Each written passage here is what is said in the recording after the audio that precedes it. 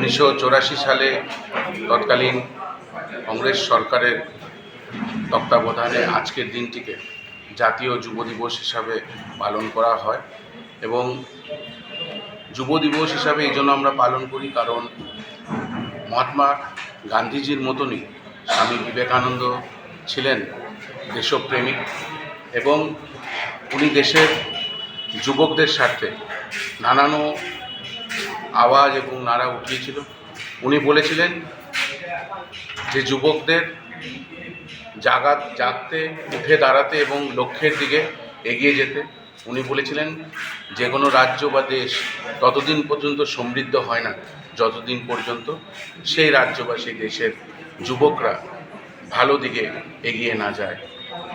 তো সেই নীতিকে অনুসরণ করে আমরা আজকে কংগ্রেস ভবনে স্বামী বিবেকানন্দজির জন্মতিথি এবং জাতীয় যুব দিবস পালন করছি এবং আমরা দেখেছি যে যেইভাবে স্বামীজি স্বপ্ন দেখেছিল যুবকদের গড়ে তোলার, যুবকদের ভালো দিকে নিয়ে যাওয়ার, যুবকদের নেশার থেকে দূরে সরে এসে মাঠমুখী করা, আমরা দেখেছি আজকের দিনে ঠিক তার বিপরীতটা ভারতীয় জনতা পার্টির এই সরকারের আমলে হচ্ছে। আমরা দেখেছি যে কিভাবে দেশে এবং রাজ্যে যুবকরা কিভাবে বেকারত্বর মারকে ঝেলতে না পেরে কিভাবে তারা দিনের পর দিন নেশার দিকে আবদ্ধ হচ্ছে। রাজ্যে যেখানে যাবেন সেখানে নেশা পাওয়া যাচ্ছে, কিন্তু যারা শাসক দলে ভারতীয় জনতা পার্টির যুবকের যারা যুবক সংগঠনকে সংগঠিত করে তাদের তরফ থেকে কোনো বাধা বিপত্তি আসে না।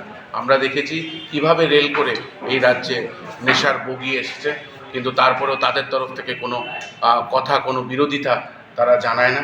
ধিক্কার জানাই এরকম সংগঠনকে যারা নিজের চোখের সামনে যুবকদেরকে নেশার দিকে আবদ্ধ করে তুলেছে। এবং আজকের দিনটিকে স্মরণীয় করে রাখার জন্য আমরা সবাই ঐক্যবদ্ধ হয়ে যুব দিবস পালন করেছি এবং আমরা চাই যে এই রাজ্যে এবং এই দেশে যেন যুবকরা আরও এগিয়ে যাক এবং নেশার থেকে বিরত থাকে।